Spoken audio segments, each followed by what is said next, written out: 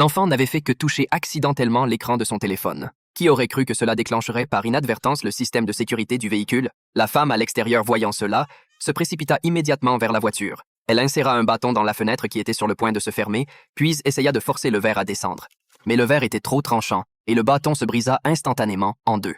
Marie tenta alors d'ouvrir la porte du véhicule, mais la fonction de coffre-fort du véhicule avait été activée. Peu importe combien elle forçait, cela ne servait à rien. Ensuite, Marie se dirigea précipitamment vers l'autre côté de la voiture et commença à appeler le nom de son bébé à haute voix, espérant guider son fils pour qu'il rétablisse la situation avec le téléphone. Mais, à 4 ans, il ne comprenait absolument pas ce que sa mère voulait dire. La voyant sur son téléphone, appuyant frénétiquement sur les touches, Marie perdit patience. Elle commença à crier à plein poumon, mais son manque de calme effraya encore plus l'enfant à l'intérieur de la voiture. Cela fit tomber le téléphone des mains de l'enfant. Ce malheureux accident fit tourner Marie en rond de manière désespérée à l'extérieur de la voiture.